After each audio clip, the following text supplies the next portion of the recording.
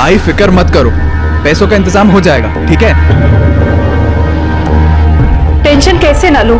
तुला तर माहिती है ना कि पैसों का इंतजाम नहीं हुआ तो क्या होगा मनीषा का? हाँ पता है आई, पैसों का इंतजाम हो जाएगा, तू टेंशन मत ले। अभिषेक बेटा, 200-400 की बात होती तो फिक्र नहीं करती, पर तुझे पता है ना 1 लाख रुपए देना है उन्हें।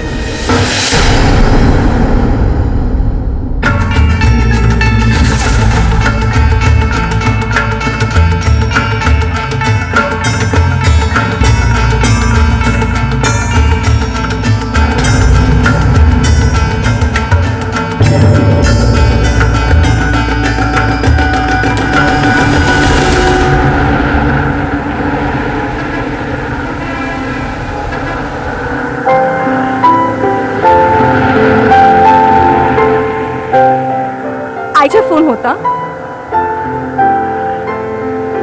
मनीषा ताई को देने वाले 1 लाख के बारे में पूछ रहे थे, तो कुछ हुआ अरेंज?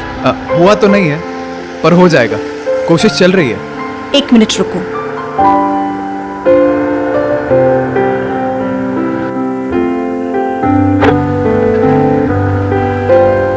ये लो 50,000 है, बाकी का कुछ अरेंज कर लेंगे। नहीं आरती, मैं तुमसे पैसे कैसे ले सकता हूँ? ये मेरी प्रॉब्लम है, इसे मैं खुद सॉल्व करूंगा। देखो, तुम्हारी प्रॉब्लम भी तो मेरी प्रॉब्लम है ना। देखो, मैं इस बात से इनकार नहीं कर रहा हूँ, पर अभी हमारी शादी नहीं हुई है और मैं तुमसे पैसे ले लूं? नहीं, मुझसे ये नहीं होगा। आखिर तुम्हारी बहन मेरी भी तो कुछ लगती है ना। और हाँ, ये मत सोचना कि ये पैसे मैं भूल जाऊंगी। एक बार शादी होने दो, फिर सूद समेत वापस कर लूंगी, ठीक है?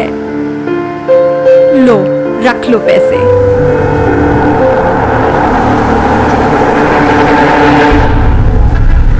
सच और अच्छाई की जीत तभी संभव है जब उसके पीछे विवेक और किसी भी कीमत पर गलत के सामने ना झुकने की दृढ़ सोच हो। वरना ईमानदारी और अच्छाई की राह पर चलते हुए इंसान को भी कभी कभी बुराई अपनी चपेट में ले सकती है, उसे नुकसान पहुंचा सकती है। हमारा आज का केस भी कुछ ऐसा ही है, जहां रिश्तों में एक दूसरे का फायदा उठाया जाता है। किसी की अच्छाई, उसकी भलमनसाहत को उसकी कमजोरी समझकर उसका शोषण होता है और धीरे धीरे जिंदगी गुनाह का शिकार बन जाती है। आई, आई दरवाजा खोलो। आई, अरे हुआ क्या? तू इतनी घबराई हुई क्यों है?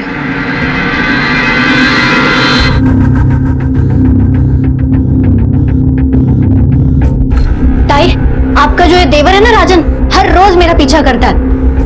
तू भूल क्या रही है तू? मैं सही बोल रही हूँ, इसकी नीयत है ना मुझे ठीक नहीं लगती है।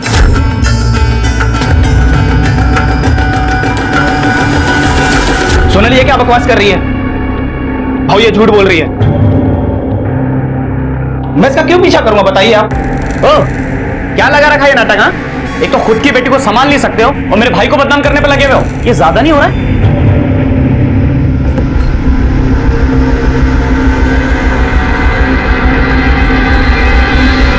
सारे पैसे मनीषा के इलाज के लिए लग रहे हैं, तुझे खर्चे के पैसे नहीं मिल रहे हैं, इसीलिए चिढ़ती है मनीषा से। और उस राजन हाँ, वो राजकुमारी बचा ना झूठा इल्जाम लगाने को। तुम लोगों को मेरे बात पे भरोसा नहीं है ना? ठीक है, अब करने दो उसको मेरा पीछा, देखना मैं उसको क्या करती हूँ। फिर बोलना नहीं कि मैंने बताया नहीं।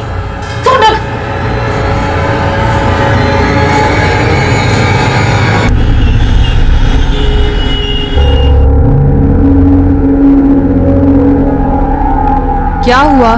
क्या सोच रहा है? यही सोच रहा हूँ आई कि तुझे सोनल पे ऐसा चिल्लाना नहीं चाहिए था। वो बड़ी हो गई, बच्ची नहीं रही। चिल्लाती नहीं तो क्या करती? मनीषा का क्या होगा सोचा है कभी? हम लड़की वाले हैं, हमें थोड़ा दब के ही रहना चाहिए। अजीत छोड़ देगा तो कितनी बदनामी होगी।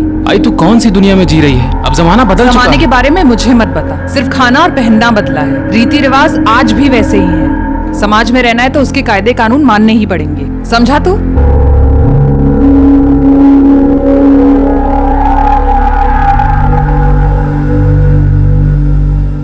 ये लो आई, पूरे 1 लाख हैं, दे दो मनीषा ताई को और निभाओ अपने रीति रिवाज।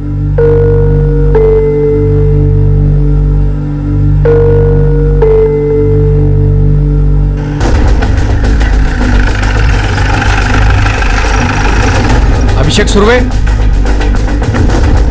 जी मैं ही हूँ अभिषेक, कहिए। तुम्हें हमारे साथ पुलिस स्टेशन चलना पड़ेगा इंक्वायरी के लिए। इंक्वायरी? साहब मेरी बात तो सुनिए। चलो चलो। लेकिन क्या किया क्या है इसने?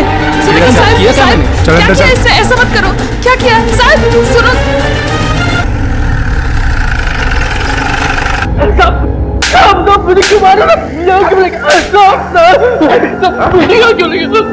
पहले अपने कलीग दोस्त राजीव दुबे का सामान चोरी करता है और उसके बाद बोलता मैंने क्या किया। मैंने कोई सामान चोरी नहीं किया साहब। ये इनोसेंट बनने का नाटक बंद कर। 3 दिन पहले जहाँ चोरी हुई थी वहां पर तेरे फोन की लोकेशन दिख रही है। इसका मतलब तू भी चोरी में शामिल था। सर मेरे साथ एक लड़का अभिषेक सुरवे काम करता है। उसको हमेशा पैसे की जरूरत रहती है। उसने कितनी बार उधार लिया सर। बेशक उसने लौटाया लेकिन जरूरत तो उसे हमेशा रहती है। और सिर्फ उसी को मालूम था कि मैं डिलीवरी के लिए कहाँ कहाँ जा रहा हूँ और मेरे पास क्या क्या सामान है। बोल, चोरी का माल किधर है? पैसे की जरूरत होने का मतलब ये तो नहीं होता कि मैं चोर हूँ। पापा के गुजरने के बाद अपने घर को मैं ही देख रहा हूँ सर। मैंने लोगों से उधार लिया और समय से वापस भी किया है। पर यकीन मानिए सर ये चोरी मैंने नहीं की। साहब मेरे बेटे को छोड़ दो। उसने कुछ नहीं किया है। उसने आज तक किसी का एक पैसा नहीं लिया। वो चोरी क्या करेगा साहब? साहब उसे छोड़ दो। मनोज, अभिषेक लग गया हो साहब।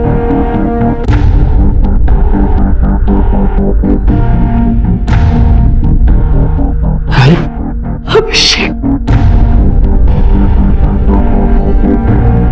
कैसा है तू? ठीक हो?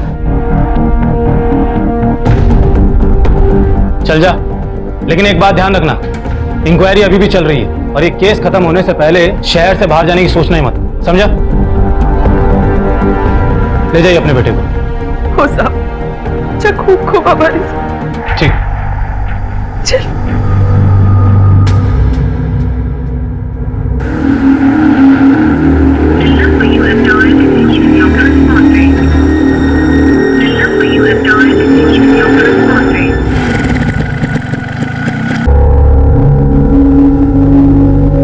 आई सुनो ना, अभिषेक को ना अब तक आ जाना चाहिए था।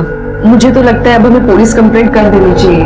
आरती हो सकता है किसी काम में फंस गया हो, इसीलिए आने में लेट हो रहा है। ऐसा करते हैं सुबह तक देखते हैं। इतनी रात में पुलिस में क्या जाना।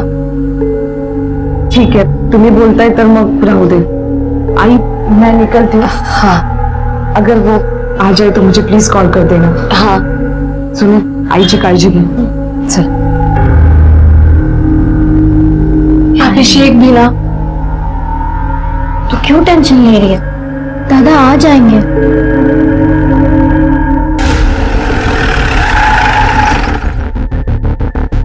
सोनल, सोनल जल्दी कर। हाय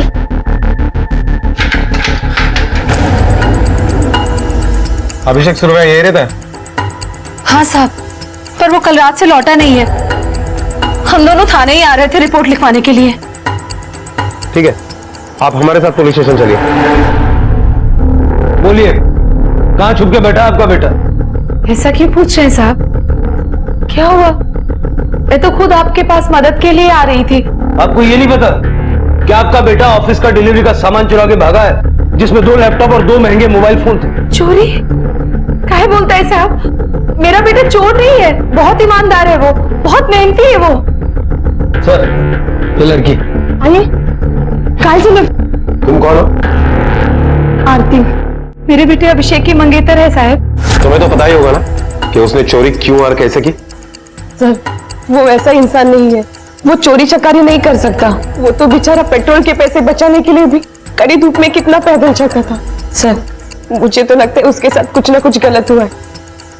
मैं तो कल ही रिपोर्ट लिखवाने आने वाली थी, लेकिन सर मैं आपके हाथ जोड़ती हूँ, प्लीज उसे ढूंढ लो। भगवान ना करे उसके साथ कुछ गलत हो। सर, हमने अभिषेक के बारे में जितने भी लोगों से पूछताछ की, सभी का यही कहना है कि अभिषेक ईमानदार मेहनती लड़का है। लेकिन उसके बारे में और एक बात सामने आई है। उसके कलीग ने उसके ऊपर चोरी का इल्जाम लगाया था। हम लोगों ने पुणे में इन्फॉर्म कर दिया है कि अभिषेक लापता है। सतीश, हो सकता है कि पैसों की तंगी की वजह से अभिषेक ने चोरी की हो। इस अभिषेक के बारे में और इन्फॉर्मेशन निकालो। Okay sir. Sir, delivery boy Rajiv Dubey के पास से जो मोबाइल चोरी हुआ था वो इस एड्रेस पे एक्टिव हुआ है।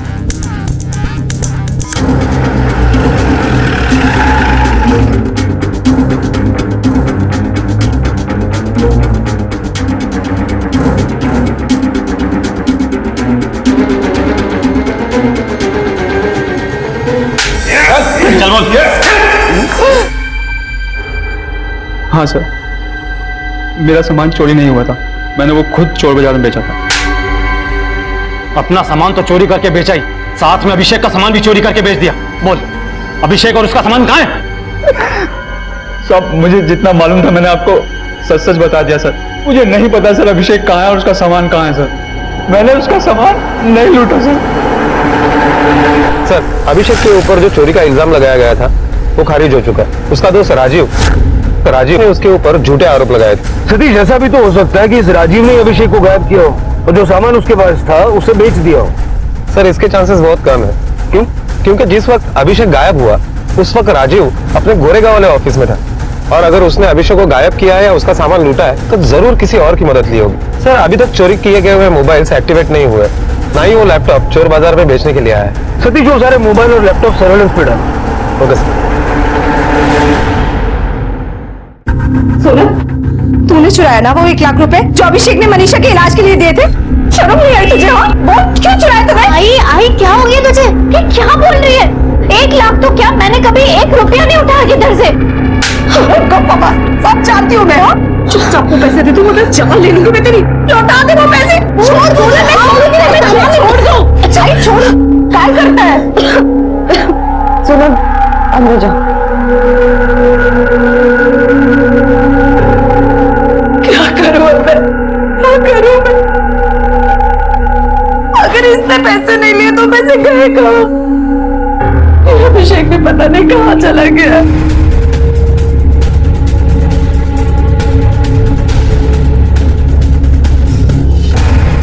मेरा मिला लगा? नहीं सर। चलिए, कुछ मिला क्या? नहीं सर, कुछ नहीं मिला। सर, एरिया काफी सुनसान है। अभिषेक के मोबाइल के लास्ट लोकेशन के अलावा यहाँ ऐसा कुछ भी नहीं मिला जिससे ये पता चल सके कि अभिषेक यहाँ आया था। सर, अगर अभिषेक यहाँ आया था तो कम से कम उसकी बाइक तो यहाँ होनी चाहिए। सतीश, लेकिन डिलीवरी का सामान लेके अभिषेक ऐसी सुनसान जगह पे आया क्यों? और अगर यहाँ उसके साथ कुछ हुआ है तो मुमकिन है कि कोई आई विटनेस नहीं होगा। मुझे नहीं लगता कि ये चोरी का या किसी प्रोफेशनल मैटर को लेके कोई मामला है। हो सकता है कि उसकी पर्सनल लाइफ से जुड़ी हुई कोई चीज है। अभिषेक के दोस्तों, रिश्तेदारों, पड़ोसियों सबसे पूछताछ करो, कौन उस पर सबसे ज्यादा खुन्नस खाता था। होगा सर।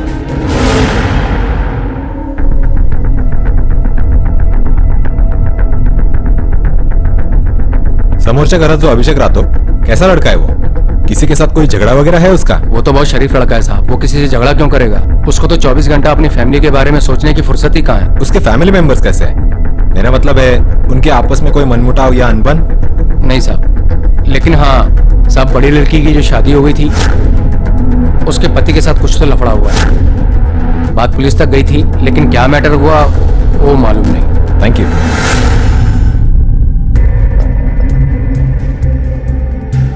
आपको ये चोट कैसे लगी?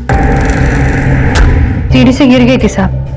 1 साल पहले शायद इसी तरह आप सीढ़ियों से गिर गई थी और उस वक्त आपने और आपके परिवार ने आपके हस्बैंड के खिलाफ डोमेस्टिक वायलेंस का केस फाइल किया और अचानक एक दिन आपने वो केस वापस लिया। वो घर वालों को गलतफहमी हो गई थी साहब। पुलिस केस को नाटक समझ रखा आप लोगों ने। हमें अच्छी तरह पता है कि वो गलतफहमी थी या कुछ और। जो आदमी अपनी बीवी को पीट सकता है वो उसके भाई को भी नुकसान पहुंचा सकता है। नहीं साहब, देखो मेरा पति मेरे साथ जो कुछ भी करे साहब, वो मेरे भाई को कभी नुकसान नहीं पहुंचाएगा। मतलब तुम मानती हो कि तुम्हारे पति ने तुम्हारे साथ मारपीट की थी? नहीं, वो मेरा मतलब ऐसा नहीं था साहब।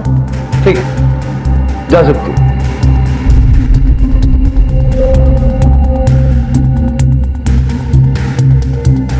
काश लोग ये समझ पाते हैं कि क्राइम को छुपाने से क्राइम खत्म नहीं होता, बल्कि और बड़ा हादसा हो सकता है।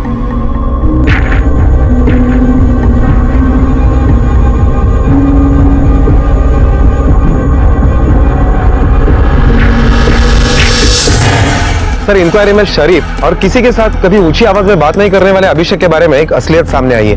मनीषा के पति अजीत ने जब मनीषा को बुरी तरह से मारा था तो उसके बाद अभिषेक ने भी अजीत को काफी बुरी तरह से मारा और उसके खिलाफ डोमेस्टिक अब्यूज का केस भी डाला था। सब मेरे को गाय को अंदर करे साहब, मैंने कुछ नहीं किया। तो बोला था ना। लेकिन 15 ही दिनों में घर वालों के प्रेशर में आकर अभिषेक ने वो केस पीछे ले लिया। मान लो तुम दोनों मेरी बात और केस वापस ले लो। मनीषा, ऐसे अकेले कैसे कटेगी तेरी जिंदगी? हाँ, तो अपने बारे में नहीं तो सोनल के बारे में सोच। तू ऐसे शादी तोड़ के बैठ जाएगी, कौन करेगा उससे शादी? इसका मतलब हो सकता है कि अजीत ने बदला लेने के लिए अभिषेक को गायब किया। इस अजीत की पूरी हिस्ट्री निकाल, कौन है, क्या करता है, किससे मिलता है और अभिषेक के गायब होने के वक्त ये कहाँ था, सारी डिटेल्स निकाल। Okay sir. अभिषेक एक आदर्श इंसान, भाई और बेटा जो अपने घर में अकेला कमाने वाला था, जिसके बारे में सबकी राय बहुत अच्छी थी, 4 दिनों से लापता था। उसके साथ कब, क्या और क्यों हुआ था, इसकी तस्वीर साफ नहीं थी क्योंकि कोई भी चश्मदीद गवाह नहीं था। अभिषेक का जीजा अजीत संदिग्ध था। दरअसल पुलिस को उसके पूरे परिवार पर शक था क्योंकि हालात भी इस तरफ इशारा कर रहे थे।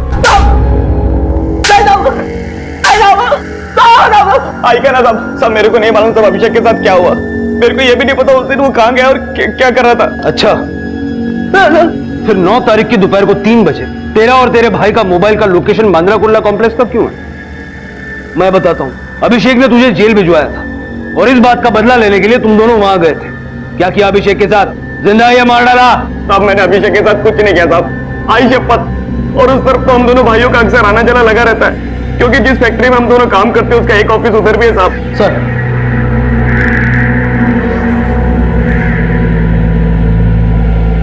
इसे यही रखना जब तक मैं न कहूं। कौन साहब, मैंने कुछ नहीं किया साहब। साहब मेरे जमाई का अभिषेक के गायब होने में कोई हाथ नहीं है, उसको छोड़ दो साहब। अभिषेक ने अजीत के खिलाफ कंप्लेंट लिखवाई थी ना, उसके बाद भी आपकी बेटी अजीत के घर वापस गई और आज यकीन से कहती है कि अजीत और उसका भाई अभिषेक को कुछ नहीं कर सकते। साहब झगड़ा किस परिवार में नहीं होता, पर ऐसे कोई बदला थोड़ी ना लेता है। मनीषा को जब उसकी गलती का एहसास हुआ वो खुद ही वापस चली गई थी। अभिषेक को ढूंढने के बजाय अब गड़े मुर्दे मत उखाड़ो साहब। देखिए ये पुलिस की इंक्वायरी है, आपका घरेलू मामला नहीं है। पूछताछ चल रही है, जब पूछताछ हो जाएगी तो छोड़ देंगे। अभी आप लोग जा सकते हैं। सतीश, अभिषेक की मां आशा की डिटेल्स निकाल, क्योंकि जिस सोच की वो औरत है, मुझे लगता है कि डोमेस्टिक अब्यूज का केस वापस लेने के लिए उसी ने अभिषेक और मनीषा को मजबूर किया होगा और हो सकता है कि इसी बात पे माँ बेटे की बनती ना हो। जरा पता करो कि माँ बेटे का रिश्ता कैसा था। कैसे? अभिषेक के कॉल रिकॉर्ड से कुछ पता चला? कुछ खास नहीं मिला सर। हाँ सर, लेकिन एक बात है, अभिषेक ने गायब होने से पहले जो लास्ट कॉल रिसीव किया था तो उसकी छोटी बहन सोनल का था।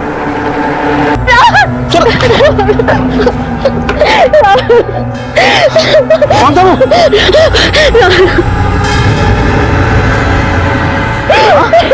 क्या हुआ?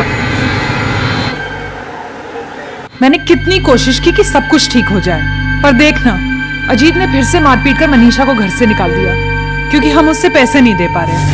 आई, आप पैसों का टेंशन मत लो, रुको।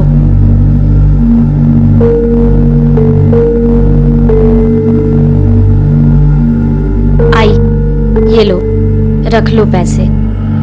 आरती? आई, ये पैसे मैं तो अभिषेक को ही देने वाली थी।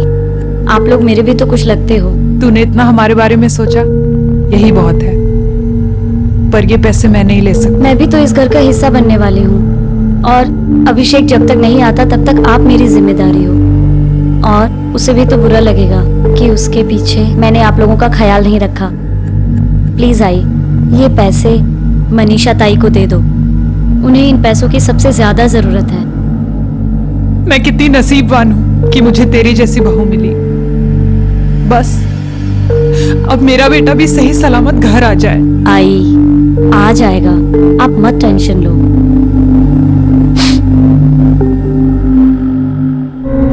कब से पीछा कर रहा है वो मेरा, परेशान कर दिया उसने मुझे। तुम्हें पता है दिन पे दिन उसकी हिम्मत बढ़ती जा रही है। राहुल, मुझे बहुत डर लग रहा है अब। सोनल तुम बिल्कुल भी टेंशन मत लो, मैं हूं ना तुम्हारे साथ। मैं देख लूंगा उसे। तुम्हें पता है ना, मेरे अलावा तुम्हें और कोई नहीं छू सकता। तो smile smile smile smile smile. ये हुई ना बात। 9 तारीख को जिस दिन अभिषेक गायब हुआ, उसके गायब होने से पहले आखिरी कॉल तुमने उसे किया। क्यों किया था तुमने उसे फोन? सर वो मेरे भाई हैं, मैं उनको फोन क्यों नहीं कर सकती? बिल्कुल कर सकती हो, लेकिन हमें पता है कि काफी टाइम से तुम दोनों में कोई बातचीत नहीं थी। 1 महीने में उसके नंबर पे तुम्हारा एक भी कॉल नहीं है, फिर अचानक ऐसा क्या काम आ गया? देखो अपने तरीके से बता दो, वरना हमें अपना तरीका अपनाना पड़ेगा। सर वो दादा ने मुझे राहुल के साथ देख लिया था। राहुल मेरा बॉयफ्रेंड है। सोनल मुझे सब पता है तेरा क्या चल रहा है राहुल के साथ। देख बंद कर ये सब और अपनी पढ़ाई पे ध्यान दे और अपने पैरों पे खड़ी हो, वरना देखा है ना मनीषा ताई का क्या हाल हुआ है, तेरा भी वही हाल होगा। दादा मैं ना अपना खुद देख लूंगी, आप अपना देखो, मेरी टेंशन मत लो। और हाँ, मनीषा ताई की तरह ना मैं आपके पास रोने नहीं आऊंगी। सर, दादा ने बीच में पढ़ना बंद ही नहीं किया, इसलिए मैंने उनको फोन किया कि मुझे उनसे मिलके बात करनी है, कि वो मेरे मामले में टांग ना अड़ाएं। पर बात करने से पहले वो भाग गए। भाग गया मतलब? सर, सबको ऐसा लगता है कि दादा भगवान है, कोई सुपर हीरो है, जैसे वो सब कुछ ठीक कर लेंगे। पर वैसा नहीं है, वो भी हम जैसे ही हैं। वो ऊपर से स्ट्रांग बनते हैं, पर छोटी छोटी बात पे घबराते हैं। हाँ आरती, थक गया हूं मैं। इतनी कोशिश करता हूं, इतनी मेहनत करता हूं, फिर भी कुछ नहीं हो पाता है। हार चुका हूं मैं। ऐसा मन करता है इन सब चीजों को छोड़ के कहीं दूर भाग जाऊं। सर, मुझे तो लगता है दादा डर के भाग गए, वरना अगर वो यहाँ होते तो आपको कोई ना कोई खबर तो लगती उनकी। क्या समझती तू अपने आप को? पुलिस को क्यों बोला कि अभिषेक भाग गया है? भागा नहीं है तो किधर है बोलना। अब तो अपने बेटे के महान होने से बाहर निकल आई, वो भी हम दोनों की तरह इंसान है। मुझे तो लगता है दादा ही वो 1 लाख रुपए लेकर चले गए। अरे वो उसके ही पैसे थे, अपने पैसे क्यों चुराएगा वो? क्योंकि आई तूने उसका जीना हराम कर दिया। कभी तूने उससे पूछा कि वो कैसा है? बस पैसे चाहिए बोल दिया। अरे कभी सोचा है कि वो पैसे कहाँ से लाएगा? पैसे छापने की मशीन समझा ना तूने उसको, तेरी वजह से भागा है। तूने मजबूर किया उसे आई भागने के लिए। क्या बोली तू? मैंने मेरे बेटे को भगाया है? हाँ, मेरी वजह से भागा मेरा बेटा, मेरी वजह से भागा है वो। क्या बोली तू? पागल हो गई है क्या? हाँ, तेरी वजह से भागा है वो। और सिर्फ वही नहीं, मुझे तो लगता है बाबा भी तेरी वजह से तंग होकर मर गए। आई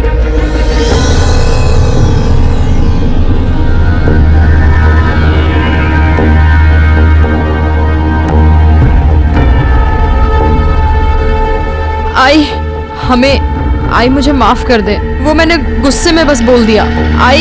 आई तो सुन रही है ना? सोनल, तू जा यहाँ से, माफ कर देना।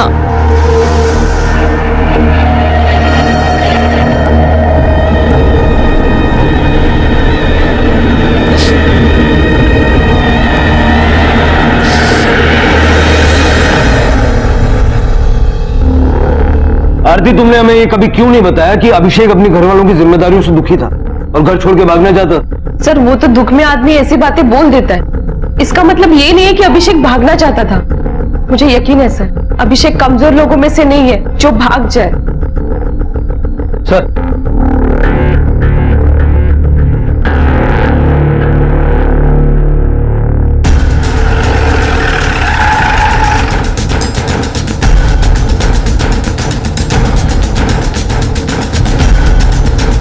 तुमने देखा किसी को ये बाइक पार्क करते हुए? सर, यहाँ पे रोज इतने सारे लोग बाइक पार्क करते हैं, अब हर किसी की शक्ल याद नहीं रहती सर। तुम्हारे यहाँ सीसीटीवी कैमरा है? सीसीटीवी तो है, लेकिन खराब पड़ा है सर वो।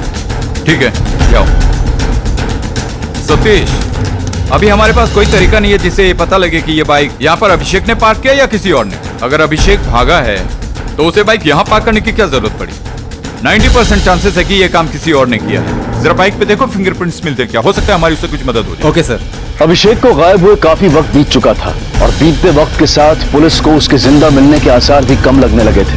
वहीं दूसरी तरफ उसका परिवार बिखरता जा रहा था। पुलिस को अब तक जितने भी सुराग मिले थे, उसके मुताबिक कोई भी घर वाला उसकी गुमशुदगी का कारण हो सकता था। सब अपने अपने समीकरणों और अपनी मजबूरियों के अधीन थे और पुलिस इस तहकीकात में दिन रात एक कर रही थी। पर वहीं दूसरी तरफ अभिषेक के घर में कुछ ऐसा चल रहा था जिससे पुलिस अनजान थी। घर के अंदर के लोग ही जुर्म को बढ़ावा दे रहे थे, जो कि बहुत विनाशकारी हो सकता था।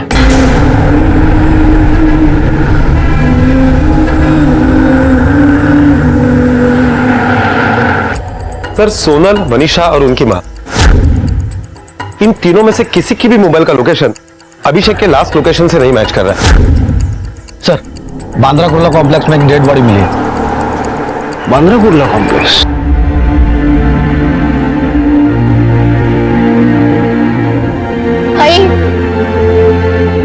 आई दरवाजा खोलो।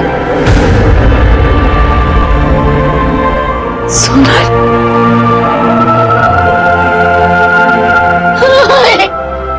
सोनल, क्या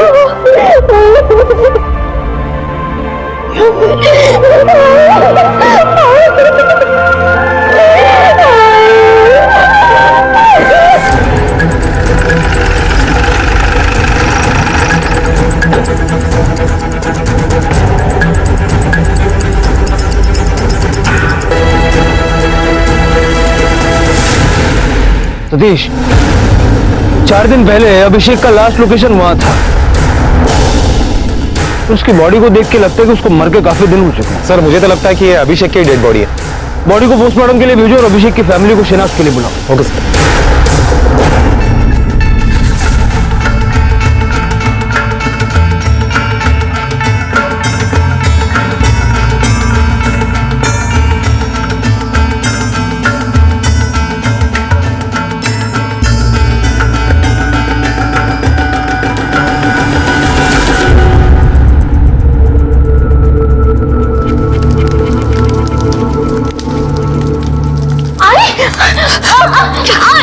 आई ये कपड़े क्यों जला रही है?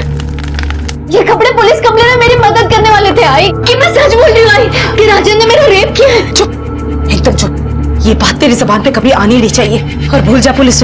मैंने अजीत और राजन से बात कर ली है, सब कुछ ठीक हो जाएगा अब। आई क्या ठीक हो जाएगा? ये क्या बोल रही है तू? आई तूने इसको इधर क्यों बुलाया? बोलना, मैं अपनी गलती ठीक करना चाहता हूँ, सोनल से माफी मांगकर, इससे शादी करके। देख सोनल, वो अपनी गलती ठीक करना चाहता है, शादी करना चाहता है तुझसे। आई पागल हो गई क्या तू? मैं इससे शादी नहीं करूंगी। देख सोनल, अगर तूने शादी से मना किया ना तो मैं जाकर पुलिस में बोल दूंगी कि मेरी अलमारी से जो 1 लाख रुपए चोरी हुआ है वो तूने किया है, समझी तू? इसलिए जो कहती हूँ वो चुपचाप कर।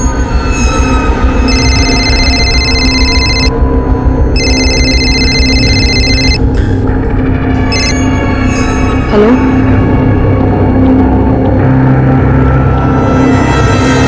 सतीश, पोस्टमार्टम रिपोर्ट के हिसाब से अभिषेक के सर पे इतने जबरदस्त वार किए गए कि उसी से उसकी मौत हो गई। उसके बाद में उसकी लाश को झाड़ियों में फेंक दिया गया। मौत का समय 9 तारीख को दोपहर 3 से 5 का है। बाइक से फिंगरप्रिंट्स मिले?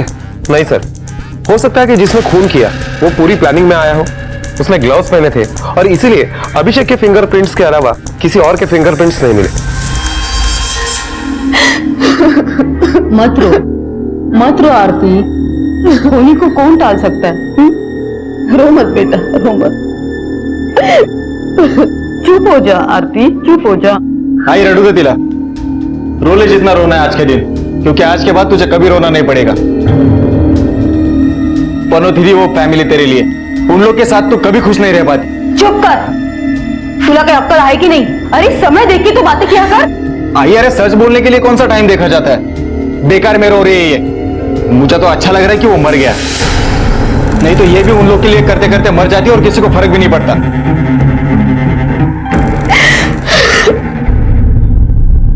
आई तो सोनल की शादी राजन से क्यों करवाना चाहती है? तू जानती नहीं है क्या कि वो 2 भाई कैसे हैं? क्यों? उससे शादी नहीं करेगी तो कोई और रिश्ता है क्या तेरे पास? कौन करेगा ऐसी लड़की से शादी जिसका बलात्कार हो चुका हो? और पता है ना, बिना मर्द की औरत पर लोग कैसे चील कौओं की तरह नजर गड़ाए रखते हैं। अभिषेक के बाद अब वही लोग हमारा सहारा है, वही लोग इस घर के मर्द हैं अब। आई तू अपनी बात मनवाने के लिए अभिषेक का नाम मत ले। हाँ, वो आज नहीं है, लेकिन पहले कहा तूने कोई सही फैसला लिया है। क्या बोला तूने? हाँ, आज तुम लोग ही मुझे बात सुना रहे हो?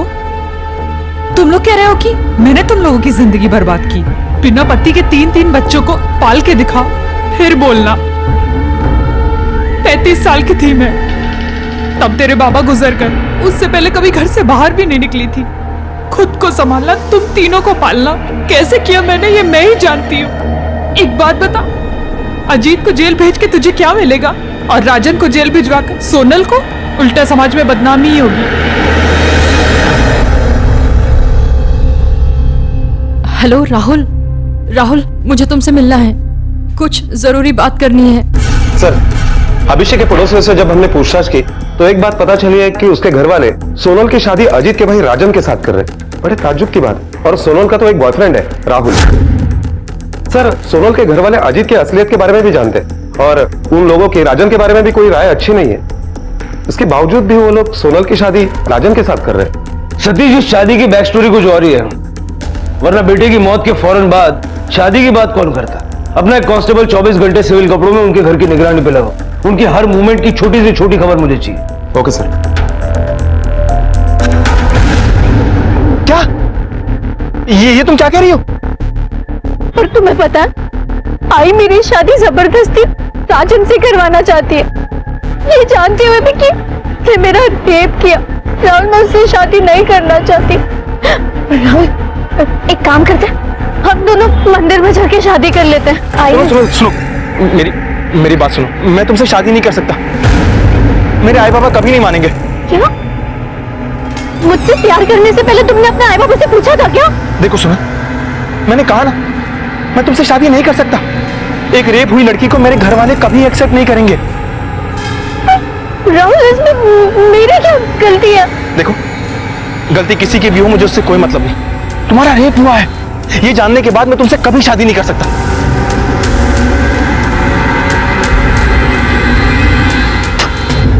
घिन आ रही है मुझे तुम पे। अब तुम क्या?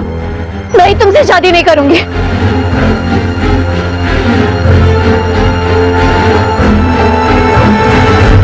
सर, मैंने पड़ोसन से पूछताछ की तो एक अजीब बात मालूम पड़ी। कुछ दिन पहले सोनल जब घर पर आई थी तो उसकी हालत बहुत बुरी थी। शरीर पर मार्क के निशान थे, कपड़े गंदे हुए थे।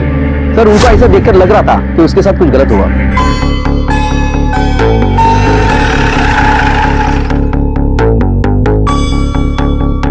देखिए, क्या तुम्हें अब भी नहीं लगता कि हमें सब कुछ सच बता देना चाहिए? हमें सब कुछ सच पता चल गया है। सोनल और राजन की शादी हो रही है। अचानक शादी करने का फैसला, जबकि अभी अभी भाई की मौत हुई है।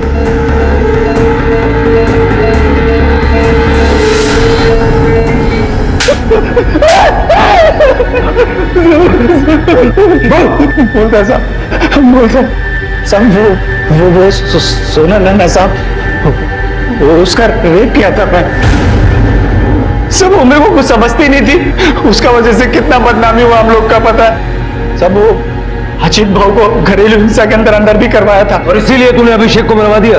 नहीं साहब, नहीं साहब, मैंने नहीं मारा साहब। हर शपथ मैंने नहीं मारा साहब। आरती के भाई ने अभिषेक को मारा होगा साहब। वो नहीं चाहता था कि उसकी शादी उसके घर में हो और घर की सारी जिम्मेदारी वो उठाए। तुम क्या कर रहे हो? देख, दूर रह मेरी बहन से, अपना प्यार अपने पास रख। मैं उसको तेरी पनौती फैमिली के दुख दूर करने के लिए बर्बाद नहीं होने दूंगा।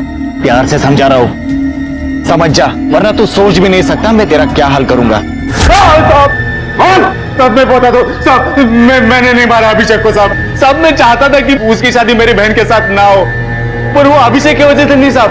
साहब, अभिषेक तो अच्छा लड़का था, मेरे को पसंद था वो, पर साहब उसकी फैमिली, वो उस पर जिम्मेदारी थोप थोप के उसको बर्बाद कर दी थी साहब। और मैं नहीं चाहता था कि मेरे बहन के साथ भी वही हो।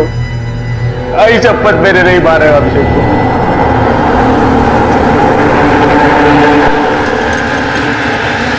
साहब, मेरी बेटी सोनल कल दोपहर से गई है और अभी तक वापस नहीं आई। मुझे तो बहुत डर लग रहा है कहीं वो खुद को कुछ कर ना ले। साहब, आपको कुछ अंदाजा है वो कहाँ जा सकती है? उसका कोई दोस्त या सहेली वगैरह? साहब, उसके दोस्तों के बारे में मुझे कुछ मालूम नहीं है।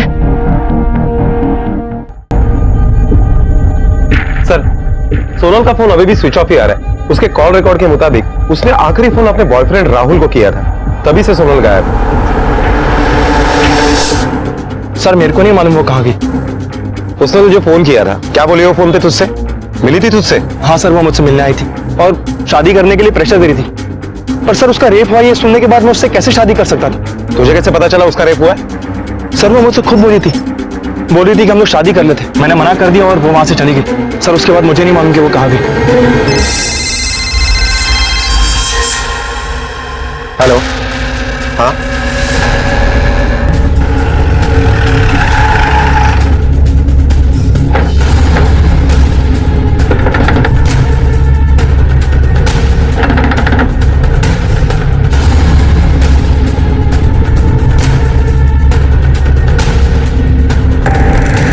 कहाँ थी तुम? और तुम्हारा फोन क्यों स्विच ऑफ आ रहा था सोनल? सर, मैंने फोन जानबूझ के बंद किया था, इधर उधर भटक रही थी। राहुल ने मुझे धोखा दिया सर, कुछ समझ ही नहीं आ रहा था कि मैं क्या करूं। मन तो किया कि मर जाऊं, लेकिन हिम्मत ही नहीं हुई, इसलिए घर वापस आ गई। अभिषेक के लापता होने का राज उसकी लाश मिलने के साथ खत्म हो गया, लेकिन एक नया सवाल खड़ा हो गया कि अभिषेक का कत्ल किसने और क्यों किया, जिसका पुलिस के पास अभी कोई जवाब नहीं था। वहीं दूसरी तरफ अभिषेक के परिवार में होने वाली हरकतें आम नहीं थी। राजन सोनल के बलात्कार के जुर्म में पुलिस कस्टडी में था। मनीषा ने तलाक लेने का फैसला कर लिया था। राहुल सोनल को छोड़कर जा चुका था और अभिषेक का खून जिस सफाई से किया गया था उसे भेदना मुश्किल हो रहा था। और तभी पुलिस के हाथ एक ऐसा सुराग लगा जो इस केस में अहम साबित हुआ। सर अभिषेक के पास से जो 2 लैपटॉप चोरी हुए थे उसमें से एक लैपटॉप ऑनलाइन वेबसाइट पर रजिस्टर हुआ। ये लैपटॉप तुझे कहाँ मिला? सर मिला नहीं है, मैंने खरीदा है। कहाँ से खरीदा? MG रोड पे अपना इलेक्ट्रॉनिक शॉप है ना, वहीं से। सुनिए, ये लैपटॉप तुम्हारे दुकान से बेचा गया था? 1 मिनट चेक करता हूँ सर।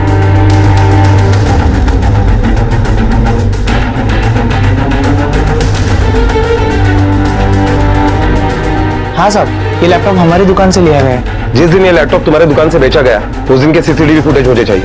Okay sir.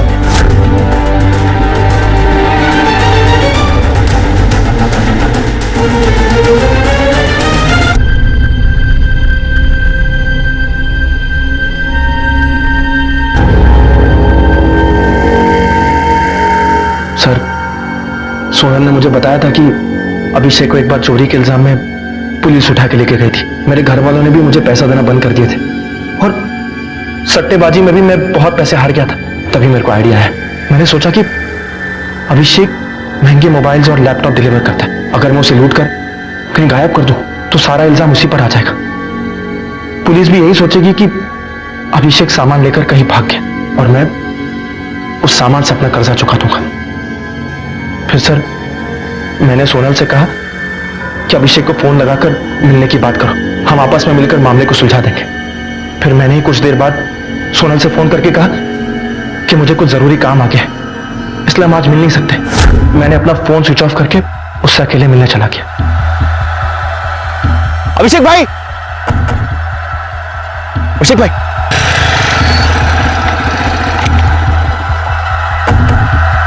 तू यहाँ क्या कर रहा है? सोनल ने तो कहा था तू आज मिल नहीं सकता। हाँ, वो कुछ काम आ गया था, कैंसिल हो गया तो हम लोग यहाँ आपसे मिलने आ गए। सोनल कहाँ है? वो वहां गाड़ी में वेट कर रही है। आइए।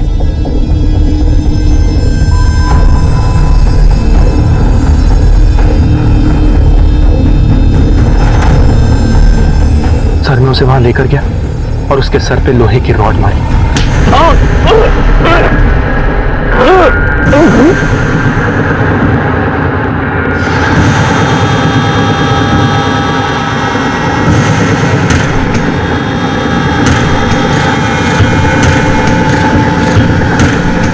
और फिर उसकी बॉडी को वहीं झाड़ी में फेंक दिया और सामान अपने साथ लेके भाग गया।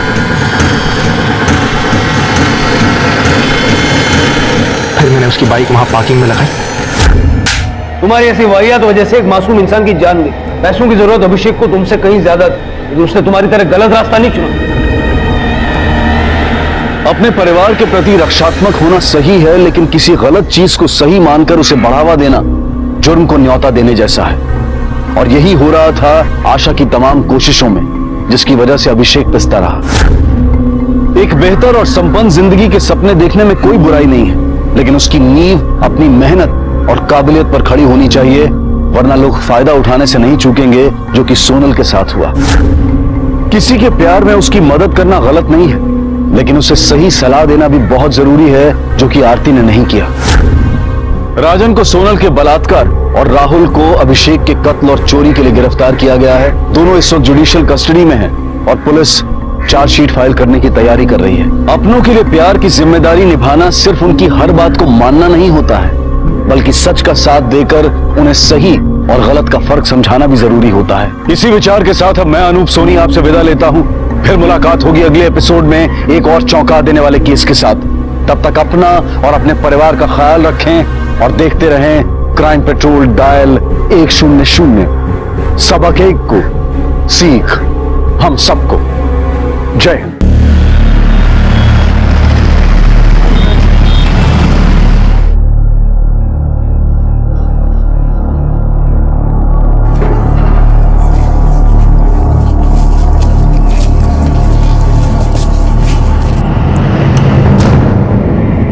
मम्मी घर पे नहीं है। कहाँ गई मम्मी? तू रुक, मैं शीला आंटी से चाबी लेके आती हूँ। आप जिस नंबर को डायल कर रहे हैं वो इस समय स्विच ऑफ है। मम्मी का नंबर ऑफ आ रहा है। पापा को लगाओ ना दी। हाँ। एक सेकंड। हेलो। हेलो पापा। एक मिनट रुको। एक्सक्यूज मी सर, एक मिनट। कितनी बार समझाया है काम के टाइम पे फोन मत किया करो। सॉरी पापा। जल्दी बोलो क्या है। पापा 3 घंटे हो गए, मम्मी घर पे नहीं आई है और उनका फोन भी बंद आ रहा है। आ जाएगी तुम्हारी मम्मी, कहीं गई नहीं है, ठीक है? अब दोबारा काम के टाइम पे फोन मत करना। चलो फोन रखो।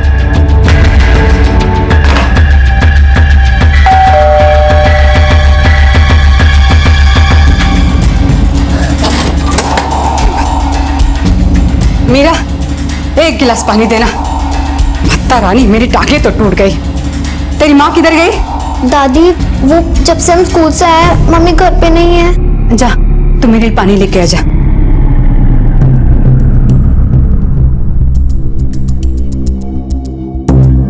पानी। जा दादी से पूछ खाना लगा कि नहीं।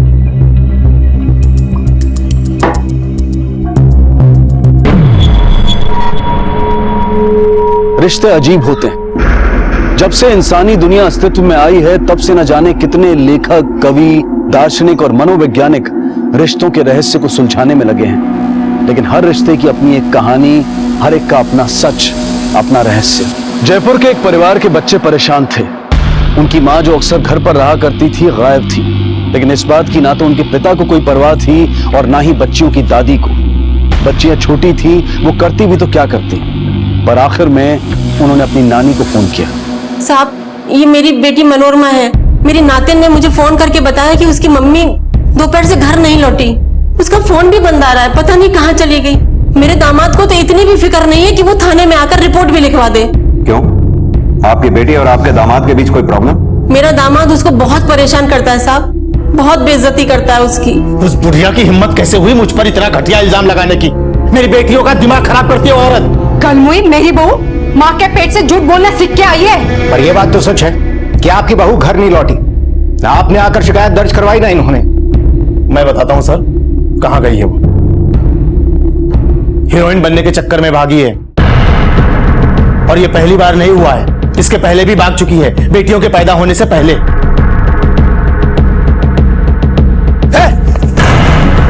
कहां जा रही है तुम? बम्बई हीरोइन बनने। कब तक ऐसे जीऊंगी? तेरी शादी हो चुकी है। तो माधुरी दीक्षित भी तो शादी के बाद काम करती है, फिर मैं क्यों नहीं? सब झूठी बातें हैं साहब, मेरी बेटी ऐसी नहीं है। साहब देखिए देखिए, ये सब उसी का है। फिल्म और टीवी सीरियल का भूत सवार था उसके सर पर। अब साहब इस उम्र में आकर कौन सी ऐसी लड़की है जो इस तरीके की पत्रिकाएं नहीं पढ़ती? और मैंने तो आज तक नहीं सुना साहब कि फिल्मी पत्रिकाएं पढ़ के कोई लड़की घर से भाग गई हो। 34 साल की है साहब मेरी बेटी, 2 बच्चियों की माँ है। उसे अपनी जिम्मेदारियों का पूरा एहसास है साहब। मेरी बेटी पागल थोड़ी है साहब जो ऐसे ही घर बार छोड़कर भाग जाएगी। और मान लो साहब कि उसने ऐसा करने की कोशिश की भी होगी तो वो सिर्फ इसलिए कि वो लोग उसके ऊपर बहुत अत्याचार करते हैं। क्यों करते हैं अत्याचार? कोई खास वजह? साहब मेरे दामाद से उसकी खूबसूरती बर्दाश्त नहीं होती। साहब मुझे आज भी वो दिन याद है जब मेरी बेटी घर आई थी, दूसरी बार पेट से थी वो। मैं क्या करूं माँ, कुछ समझ नहीं आता। प्यार जरा भी नहीं है। दोनों माँ बेटे हर वक्त मुझे सताते हैं। अब तो मारने भी लगे हैं। मेरी हर बात में नुक्स निकालते हैं माँ। जब वो तुझे इतना मारता है तो फिर तू दोबारा पेट से क्यों? मैं क्या करती माँ, मेरे साथ जबरदस्ती करते हैं। मेरी तबीयत ठीक हो या ना हो उन्हें कोई फर्क नहीं पड़ता।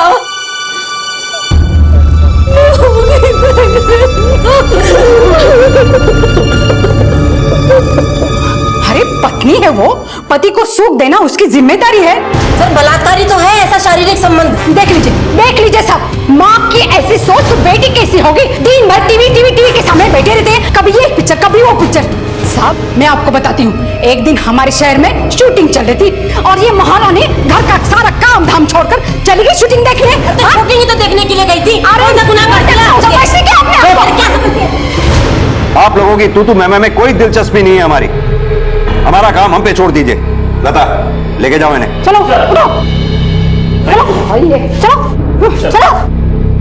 सर ये बात तो साफ है कि मनोरमा की ना अपने पति से बनती है ना सास से। कहीं ऐसा तो नहीं कि माँ बेटे ने मिलकर ही कुछ किया हो और फिर भागने की कहानी बना रहे हैं।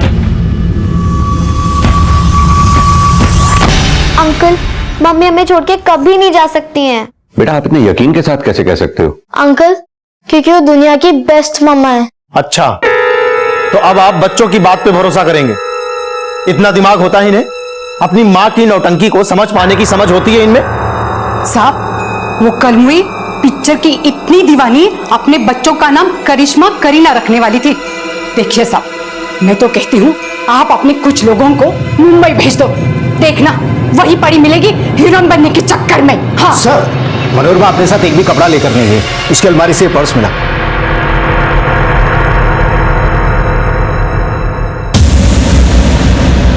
ये घर खर्चे के लिए पैसे हैं, मैं देता था उसको।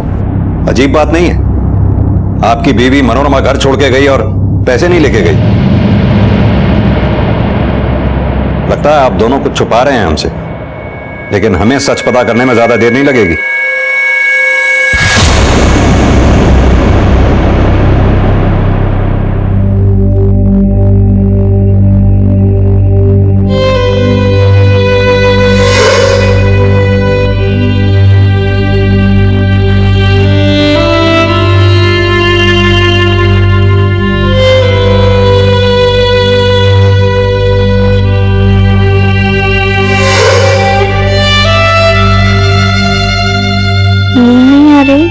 माँ की याद आ रही है।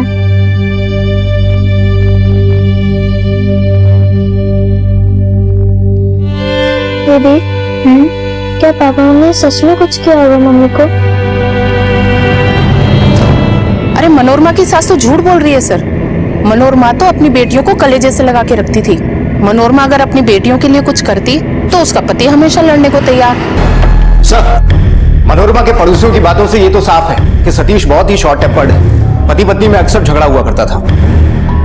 लेकिन भरत इस वजह से मनोरमा घर छोड़कर नहीं जा सकती। लोगों का मानना है कि वो अपनी बच्चियों मीरा और माला से बहुत प्यार करती थी। उन बच्चियों को छोड़कर वो कैसे जा सकती है? सर मनोरमा के कॉल डिटेल्स आ गए।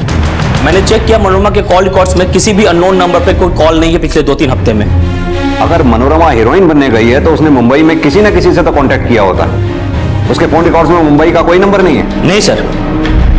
भरत ये मनोरमा के फोन की लास्ट लोकेशन क्या है? सर 2 मार्च को दोपहर 1 बजे फोन ऑफ हुआ।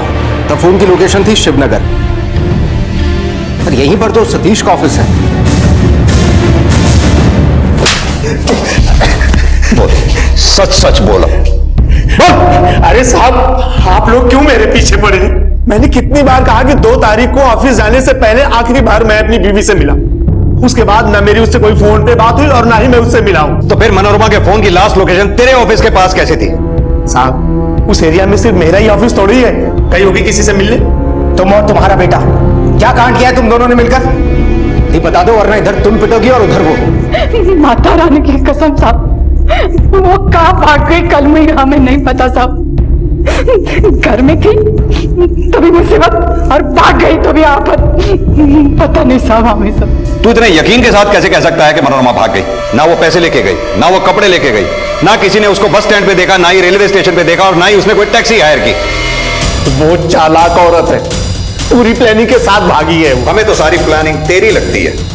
हो सकता है तूने उसे ऑफिस में बुलाया और वहीं से उसे गायब कर दिया हो।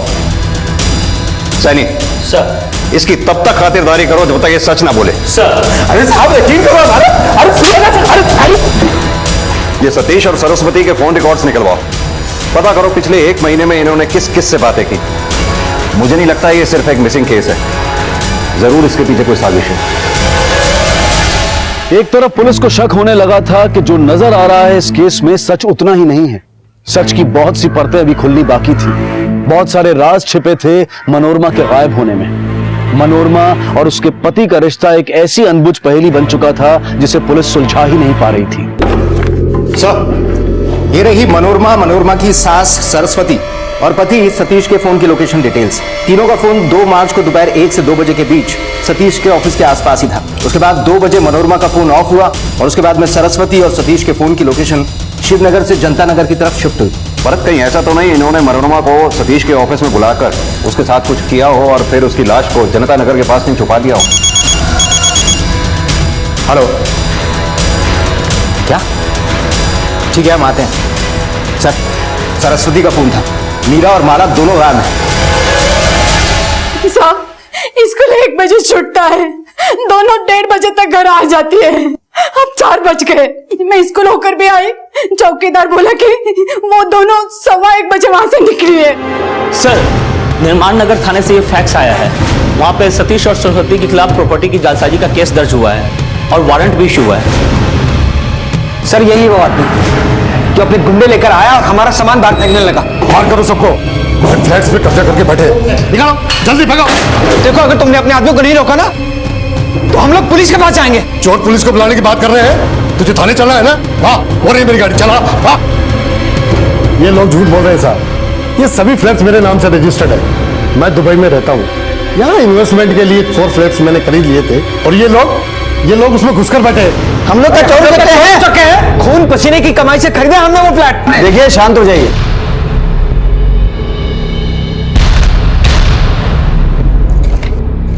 देखिए, रजिस्ट्रार ऑफिस से प्रॉपर्टी के कागजात मंगाए हैं और इनके हिसाब से चारों फ्लैट्स मिस्टर मलिक ने बिल्डर से खरीदे थे। और आप जो दस्तावेज दिखा रहे हैं सब फर्जी हैं। इनको कभी रजिस्ट्रार ऑफिस में दर्ज ही नहीं करवाया गया। ऐसा कैसे हो सकता है साहब? देखिए, बहस करने का कोई फायदा नहीं। आपके डॉक्यूमेंट्स कोर्ट में टिक नहीं पाएंगे। आपको मिस्टर मलिक की प्रॉपर्टी खाली करनी पड़ेगी।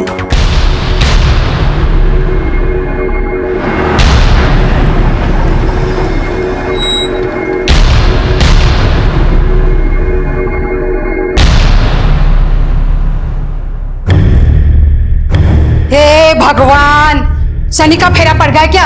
और एक मुसीबत। साहब, कौन सा फ्लैट? हमने किसी को धोखे से फ्लैट नहीं बेचा है। सतीश, तुम प्रॉपर्टी का बिजनेस करते हो ना?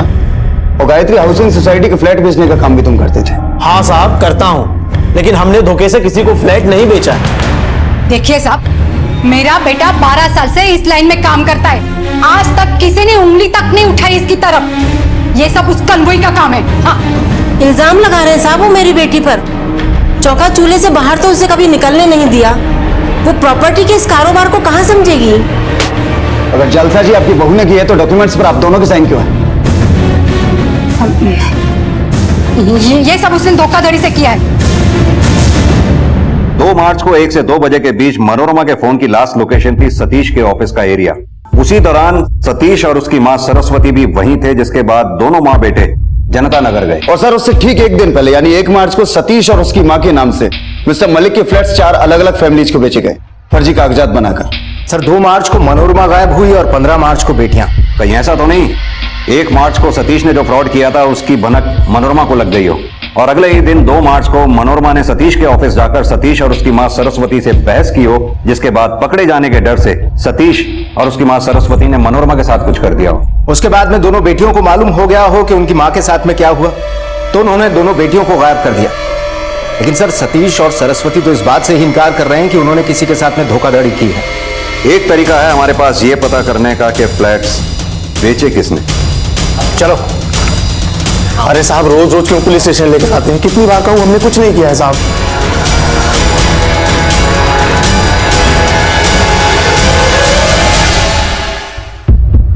यही है वो दोनों? नहीं साहब, हमें तो एक ही आदमी मिला था जिसने अपना नाम सतीश बताया था। इस लड़की को कभी देखा था उसके साथ? नहीं साहब। उस आदमी का चेहरा तो याद होगा जिसने तुम्हें धोखा दिया? हाँ साहब। उसका स्केच बनवा सकते हो? हाँ साहब, बनवा सकते हैं। नानी,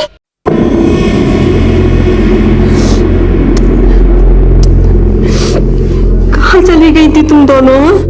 नानी, वो हम मम्मी को ढूंढने चले गए थे।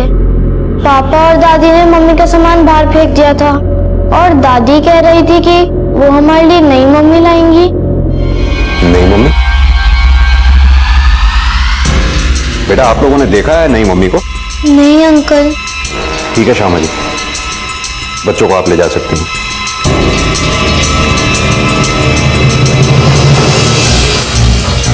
ये दूसरी मम्मी का नया ही एंगल सामने आया। पता करो ये बात गुस्से में कही गई थी या बाकी इन लोगों की कोई प्लानिंग थी।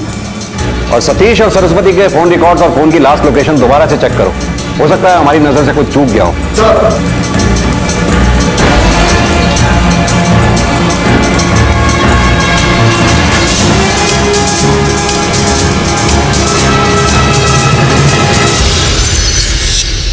यही है वो जो आपके बेटे के लिए दूसरी बीवी लाने वाले थे, आप दोनों जिनसे 2 मार्च को जनता नगर मिलने गए थे। साहब वो कलमुई किसी काम की नहीं थी, हम तो सोचा बेटे की दूसरी शादी कर दूं। तो आपने अब तक ये बात छुपाई क्यों थी? और क्या करते साहब, शुरू से हम दोनों पर आप शक कर रहे थे और हमें क्या पता वो कलमुई उसी दिन गायब होगी। इस बारे में मनोरमा जानती थी? नहीं। देखिए साहब, मैं अपने बेटे का सुख देखना चाहती हूँ, बस और कुछ नहीं। और सतीश तुम भी दूसरी शादी करना चाहते थे? सर पहले ऐसा नहीं था, मैं मनोरमा से प्यार करता था, लेकिन धीरे धीरे मुझे इस बात का एहसास होने लगा कि उसका दिल इस शादी में है ही नहीं। घर से भागने की भी कोशिश कर चुकी थी वो। सर हीरोइन बनने के लिए वो किसी भी हद तक जा सकती थी। घर को उसने ब्यूटी पार्लर बना रखा था, घंटों भर आईने के सामने मेकअप करती रहती थी, दिन भर बैठकर टीवी पर सीरियल्स और फिल्में देखा करती थी और मोहल्ले की सारी औरतों के साथ दिन भर गप्पे मारती रहती। कौन सी हीरोइन किसके साथ भाग गई, किसकी बेटी की शादी किसके साथ हो रही है। सर उसे कोई फिक्र नहीं थी, न बेटियों की, न घर की, न मेरी माँ की और न ही मेरी। जिस दिन से इस केस की तहकीकात शुरू हुई थी उसी दिन से पुलिस के शक के दायरे में मनोरमा का पति और उसकी सास थे, लेकिन वो दोनों पहले ही दिन से अड़े हुए थे कि उन्होंने मनोरमा के साथ कुछ नहीं किया। उनका यही कहना था कि वो भाग गई है हीरोइन बनने के लिए, और साथ ही प्रॉपर्टी की जालसाजी वाले केस से भी उनका कोई लेना देना नहीं था। दोनों अब जमानत पर रिहा थे, लेकिन मनोरमा के बारे में पुलिस को ना तो कोई सबूत मिला था और ना ही ऐसी कोई खबर मिली हो कि वो शहर से बाहर गई है। आखिर वो थी कहां? पुलिस अब तक जैसे अंधी गली में घूम रही थी, और तभी उन्हें प्रॉपर्टी फ्रॉड केस में एक महत्वपूर्ण सुराग मिला। सर जिस आदमी ने फ्रॉड किया था उसका स्केच।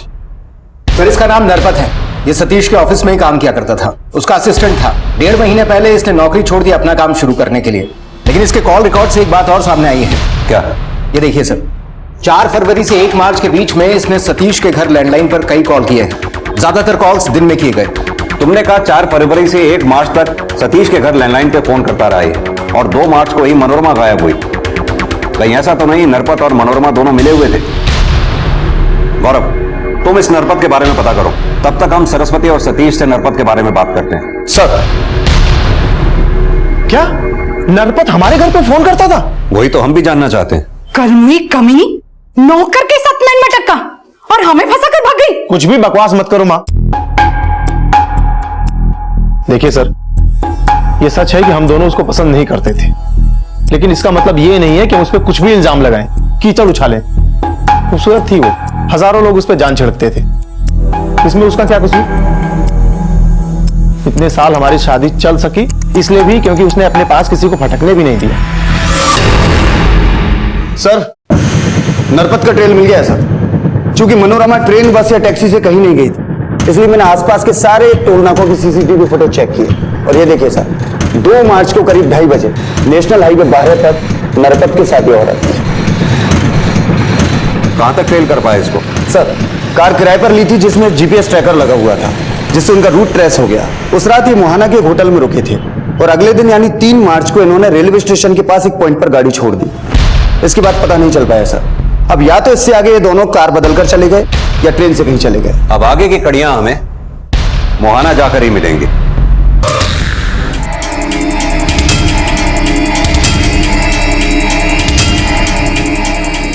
हाँ सर, ये दोनों आए थे यहाँ पर। रुकिए मैं 1 मिनट आपको बताती हूँ।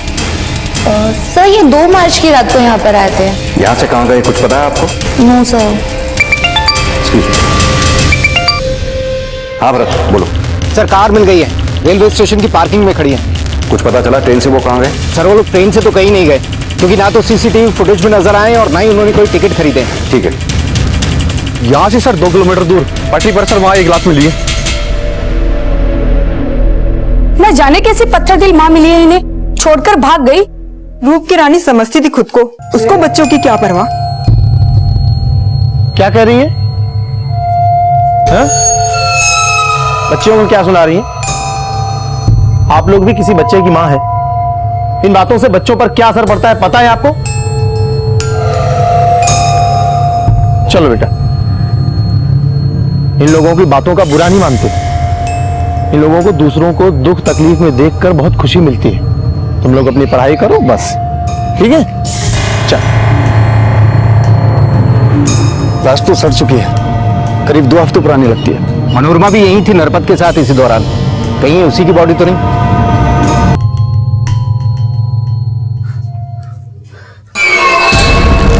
सर, ये मनोरमा है, ये साड़ी और गहने उसी के हैं। बॉडी सड़ चुकी है, पक्का ये मनोरमा ही है? शादी के बाद 12 साल साथ में गुजारे, आंखें इतना धोखा नहीं खाएंगी, ये मनोरमा ही है सर। आइए।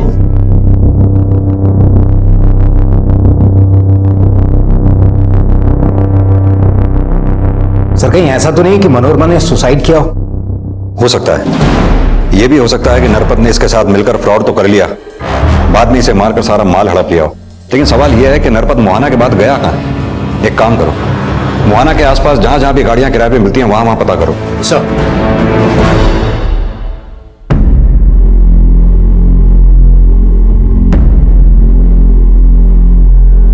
माला, तू उदास मत हो, मुझे लगता है कि हमारी मम्मी जिंदा है, वो वापस आ जाएंगी।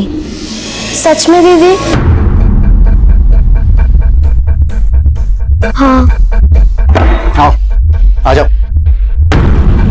सर ये मुनीराम है, मोहाना से। इसका कहना है कि जो लाश हमें मिली थी वो इसकी बीवी की है। व्हाट? ये कैसे हो सकता है? सतीश ने शिनाख्त की है? आप मोहाना थाने फोन लगाकर पूछो साहब। मेरे पत्नी के गायब होने की रपट मैंने लिखाई थी, मैंने उनको फोटो दिखाया तो उन्होंने बताया कि एक ऐसी ही लाश मिली थी। बस सर, आप उसको लेके जयपुर आ गए सर। ये देखिए फोटो सर। वही गहने, वही साड़ी? यही मेरी कमला है साहब, यही साड़ी पहनकर घर से गई थी साहब। और डॉक्टर साहब बोले कि अब मां नहीं बन सकती, तो निराश थी और एक दिन घर छोड़कर चली गई साहब। तो फिर सतीश ने शिनाख्त क्यों की? ऑटोप्सी से यह बात कंफर्म हो गई है कि जो लाश हमें मिली थी वो कभी मां नहीं बनी थी, यानी कि वो लाश मनोरमा की हो ही नहीं सकती। तो फिर तूने शिनाख्त झूठी क्यों की? क्योंकि मैं चाहता था कि पुलिस इस केस को बंद कर दे और मेरा पीछा छूटे। जब से वो घर से भाग कर गई है, थाने के चक्कर काट काट के मेरा जीना मुहाल हो गया है, और मोहल्ले में बदनामी जो हो रही है सो अलग।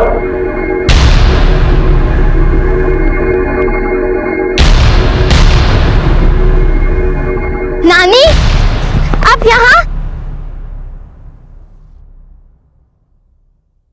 मैं तुम दोनों को घर ले जाने आई हूँ। अब से तुम उन गंदे लोगों के साथ नहीं रहोगी। नानी, हम नहीं चल सकते, मम्मी लौट के पापा के घर ही आएंगी ना।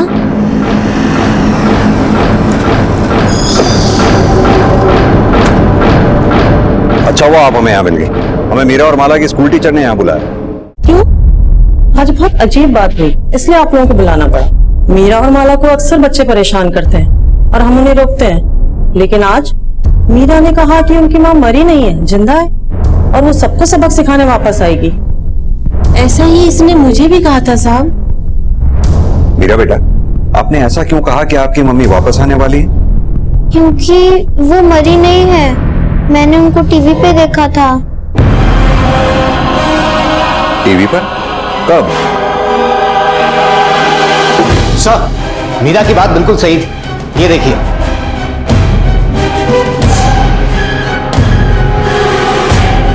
यानी सतीश और उसकी माँ सही थे। सर, ये मुंबई पहुंच गई और एक्टिंग भी करने लगी। और हाँ सर, जब मैंने मुंबई पुलिस को इसकी डिटेल्स भेजी तो पता चला कि वहां एक एक्टर की बीवी ने इसके खिलाफ शिकायत दर्ज की। कैसी शिकायत? उस एक्टर का पीछा किया करती थी, उसको तंग किया करती थी। यहाँ हम पागलों की तरह केस के अलग अलग एंगल से जूझ रहे हैं, और वहां मैडम मनोरमा हीरोइन बन चुकी हैं। भरत, तुम और गौरव फौरन मुंबई जाओ, जितनी जल्दी हो सके इस मनोरमा को ट्रेस करो। सर,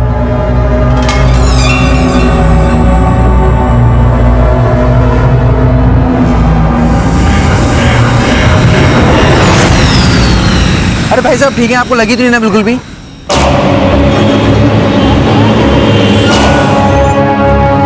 हाँ, मैंने ही करवाई थी FIR। 3 हफ्ते हो गए हैं, जीना हराम कर दिया उस औरत ने मेरे पति का।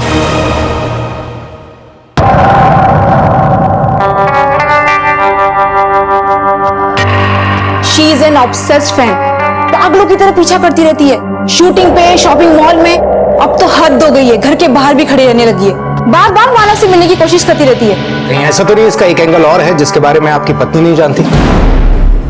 मतलब कहीं ऐसा तो नहीं कि इस फैन को हवा आप ही ने दी है? होता है ना ऐसा भी, आखिर एक्टर हो। सर, फैंस की कोई कमी नहीं है, आई एम टेलिंग यू। लेकिन एक पागल और बेवकूफ औरत के पीछे क्या मैं अपना करियर खराब करूंगा?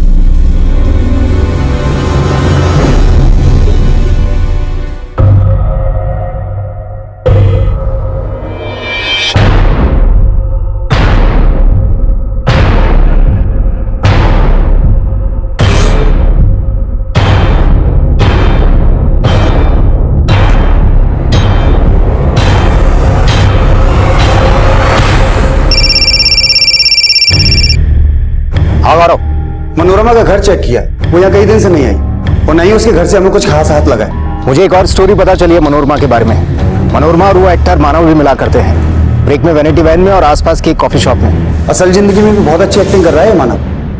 कुछ महीने पहले हुई थी मुलाकात उससे, जब मेरा जयपुर में शूट था, उसी दौरान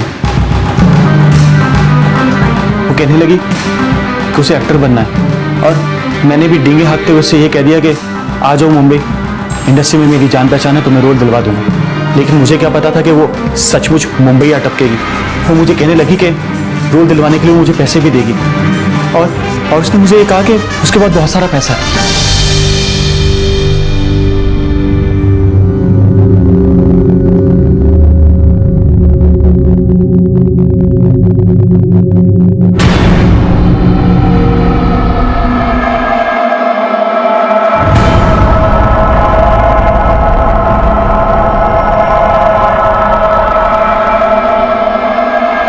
पापा, कोई ना हमारा पीछा कर रहा है। अरे नहीं बेटा, कोई पीछा नहीं कर रहा है, ये वहम है। मुझे भी ऐसा लगा कि कोई मेरा पीछा कर रहा है, देखा तो कोई नहीं था।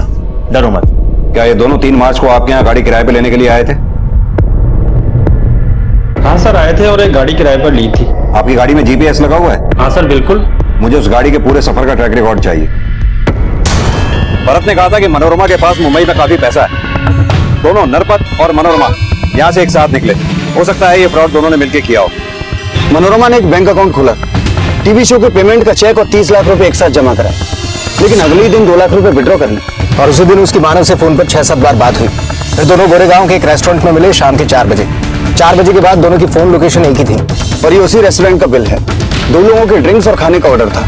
ये करीब 4 हफ्ते पहले की बात। मानव और मनोरमा के बीच कुछ तो चल रहा है, लेकिन ये मनोरमा है कहाँ? मानव, अब हमें तुझको एक्टिंग सिखानी पड़े इसके लिए मजबूर मत कर। मनोरमा से किस बात के पैसे लिए थे तूने? मनोरमा से पैसे? एक्टिंग नहीं, सच, सिर्फ सच। 10 मार्च को तू कहां गया था, क्या खाया, क्या पिया, सबका प्रूफ है हमारे पास। अब सच यहां बताएगा या थाने में? मैंने उससे पैसे लिए थे उसको काम दिलवाने के लिए और 1-2 छोटे मोटे काम भी दिलवाए, लेकिन उसके सपने बड़े थे, लीड रोल करना चाहती थी। झूठ बोलना बंद कर। तू जयपुर से उसके साथ इस फ्रॉड में शामिल है। कौन से फ्रॉड की बात कर रहे हैं आप? इसे देखा है कभी मनोरमा के साथ? नहीं सर, मैंने इसे कभी नहीं देखा।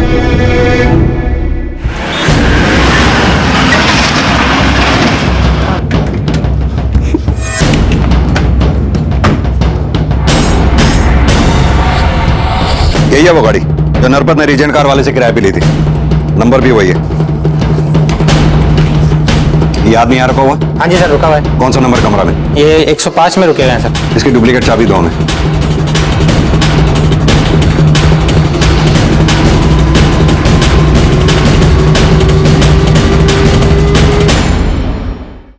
अब और पिटेगा या बोलेगा? मनोरमा पर दिल आ गया था साहब, उसे जब पहली बार देखा तब से ही साहब न मेरी हिम्मत थी न मेरी औकात थी। एक दिन मनोरमा खुद मेरे पास आकर बोली कि उसके पास पैसा कमाने का एक आइडिया है। वो जानती थी साहब मैं बहुत सारा पैसा कमाना चाहता हूँ, और मैं भी साहब इतना तो जानता ही था कि वो हीरोइन बनना चाहती है। तो ये सारा प्लान मनोरमा का था? मनोरमा इतना तो जानती थी कि कुछ फ्लैट ओनर्स यहाँ पर पैसा लगाते हैं फ्लैट्स के अंदर, लेकिन रहते वो विदेश में ही है। तो साहब हम दोनों ने मिलकर ही पूरा प्लान बनाया। मनोरमा का मेन काम था फ्लैट्स के डॉक्यूमेंट्स पर सतीश और उसकी माँ के सिग्नेचर करा, और साहब मेरा काम था सतीश बनकर उन चारों फैमिलीज को बेवकूफ बनाकर घर बेचना। पैसे लेकर हम दोनों शहर छोड़कर जाने वाले थे। तभी मैंने उसे कहा कि ट्रेन या बस से जाएंगे तो पुलिस हमें कभी भी पकड़ सकती है, इसलिए हम किराए की कार से जाएंगे। और उसके बाद तुम दोनों मोहाना के एक होटल में रुके? हाँ साहब, दोनों ने एक दूसरे के साथ अच्छे से बिताई, और अगले ही दिन साहब मैंने उसके हिस्से का पैसा देकर उसे किराए की कार से मुंबई भेज दिया। यानी तेरे कहने का मतलब है कि मनोरमा ने अपनी मर्जी से वो रात तेरे साथ बिताई? हाँ साहब। उसके बाद कभी मनोरमा को तूने फोन किया? नहीं साहब। सतीश ने यह बात पूरे विश्वास के साथ कही थी कि मनोरमा दूसरे मर्दों को अपने पास पटकने तक नहीं देती थी। तो फिर मनोरमा नरपत के साथ उस रात राजी कैसे हो गई, या फिर नरपत के साथ मिलकर अपने पति और सास को फंसाने के लिए मान कैसे गई? सर मुंबई से भरत सर ने भी यही जानकारी दी। मनोरमा ने मानव को पैसे दिए, लेकिन उनके बीच ऐसा कोई रिश्ता नहीं था। हेलो, क्या? ठीक है, आप वहीं रुकिए, हम पहुंचते हैं। सतीश की मां का फोन था। सतीश गायब है। आपने सतीश को आखिरी बार कब देखा था? सुबह नाश्ता करके ऑफिस जा रहा था, बोला 1 बजे खाने पर आ जाऊंगा। वो 1 बजे आया ही नहीं, इसलिए मैंने 2 बजे उसे मोबाइल पे फोन लगाया। मोबाइल स्विच ऑफ आ रहा था। फिर मैंने ऑफिस में फोन लगाया तो पता चला वो ऑफिस गया ही नहीं। सैनी, सतीश की कॉल डिटेल्स और उसके फोन की लास्ट लोकेशन पता करो जल्दी। सर।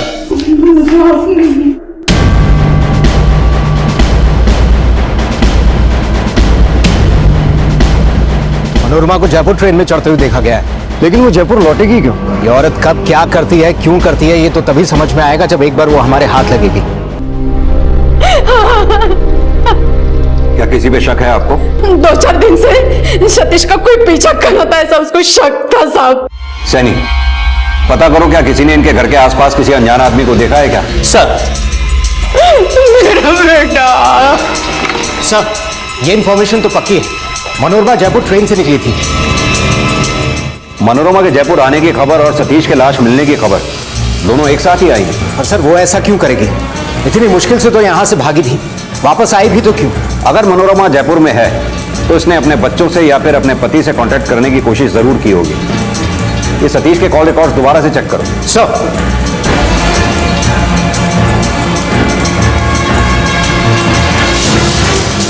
सर मैंने सतीश के कॉल रिकॉर्ड चेक किए सर। वो पिछले 2 दिनों से मुंबई लोकेशन के एक नंबर से कांटेक्ट में था, और मरने से कुछ घंटे पहले भी उसकी उसी नंबर पर बात हुई थी, और फोन की लोकेशन जवाहरनगर के एक होटल की है। Come on, let's move.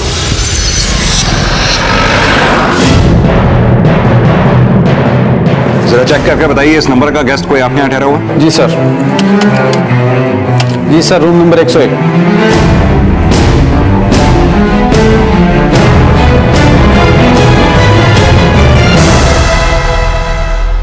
हाँ सर, मैंने और नरपत ने मिलकर ही जालसाजी की थी। मैं हीरोइन बनना चाहती थी सर, और मुंबई जाने के लिए बहुत सारे पैसों की जरूरत थी। नरपत ने कहा वो मेरी मदद करेगा। मैंने उस पर भरोसा किया सर, और इसलिए उसके साथ चली गई। रास्ते में हम मोहाना के एक होटल में रुके। पैसे देना तो दूर, उसने मेरे साथ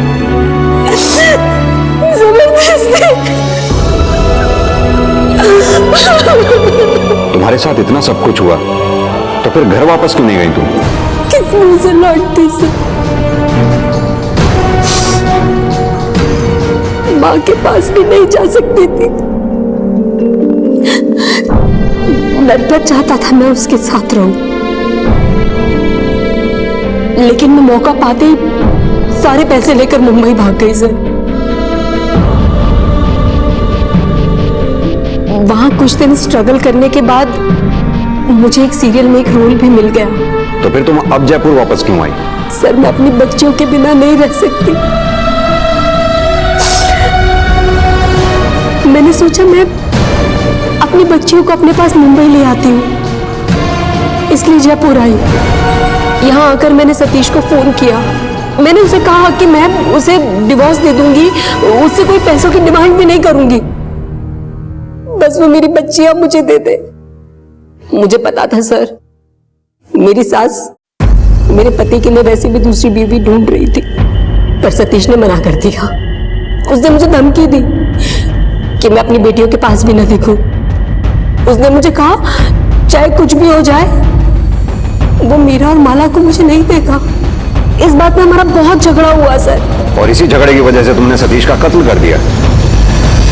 नहीं सर, नहीं, मैंने सतीश को नहीं मारा। सर, हमने मनोरमा का कमरा पूरा सामान चेक किया, लेकिन मर्डर वेपन नहीं मिला। सर ये उस्मान है, तीरथ नगर में ऑटो चलाता है। इसने बताया कि इसके ऑटो में कुछ दिन पहले एक आदमी बैठा था जिसने सतीश का पीछा किया था। चेहरा याद है तुम्हें उस आदमी का? हाँ जी साहब याद है।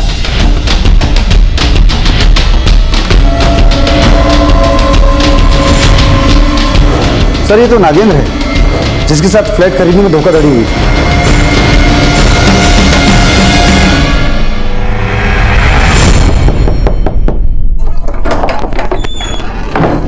देखो इसे जरा। अरे कहाँ मुझसे चले आ रहे हैं? अभी पता चल जाएगा। सर इनके बैकयार्ड से मिला। जिंदगी भर की कमाई वो फ्लैट खरीदने में गई। सरकारी नौकरी में हूं, आप खुद ही सोच लें कितना कमाता हूं, कितना बचाता हूं। सोचा था बाकी की जिंदगी बड़े आराम से अपने घर में बिताऊंगा, कभी सपने में भी नहीं सोचा था कि मेरे साथ इतना बड़ा धोखा होगा। लेकिन तुम्हें तो ये बात अच्छी तरह से पता थी कि सतीश ने तुम लोगों के साथ कोई धोखा नहीं किया। मैं नहीं मान सकता साहब, कोई नौकर इतना बड़ा फ्रॉड अपने मालिक की पत्नी के साथ मिलकर। हमारे डॉक्यूमेंट्स पर सतीश का ही साइन थे। अपना बदला पूरा करने के लिए एक निर्दोष आदमी की जान ले ली, अपने परिवार को बचाने के लिए एक इंसान का पूरा परिवार बर्बाद कर दिया। यह भी नहीं सोचा कि कैसे जिएंगी उसकी दोनों बच्चियां बिना बाप के।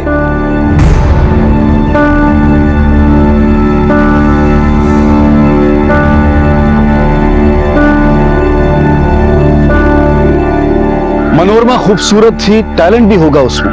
वो एक्टिंग करना चाहती थी, स्टार बनना चाहती थी, लेकिन उसके पति ने उसकी ख्वाहिशों को समझा ही नहीं। वो एक ऐसे रिश्ते में बंध गई जिसमें प्यार भी नहीं था। उसकी नजर में सिर्फ घुटन ही थी उसकी जिंदगी। पर इस कैद से छुटकारा पाने के लिए उसने जो रास्ता चुना वो गुनाह का था। इसमें ना सिर्फ उसकी अपनी जिंदगी बर्बाद हुई, बल्कि उसके पति की जान भी चली गई और उसकी दोनों बेटियों के सर से बाप का साया भी उठ गया। कौन सही था कौन गलत था ये कहना मुश्किल है। जैसा कि हमने पहले भी कहा कि हर इंसानी रिश्ता एक रहस्य है, एक पहेली। और आज तक ना तो कोई ऐसी किताब बनी है और ना ही कोई ऐसा शास्त्र बना है जिसमें वो सारे सूत्र हों जो एक इंसानी रिश्ते को फ्लॉलेस यानी कि पूरी तरह से निर्दोष बना सके। इसी विचार के साथ अब मैं अनूप सोनी आपसे विदा लेता हूं। फिर मुलाकात होगी अगले एपिसोड में एक और चौंका देने वाले केस के साथ। तब तक अपना और अपने परिवार का ख्याल रखें और देखते रहें क्राइम पेट्रोल डायल 100। सबक एक को, सीख हम सबको। जय हिंद। इस तरह के और भी एपिसोड देखने के लिए हमारे चैनल को सब्सक्राइब करें और बेल आइकन दबाना ना भूलें।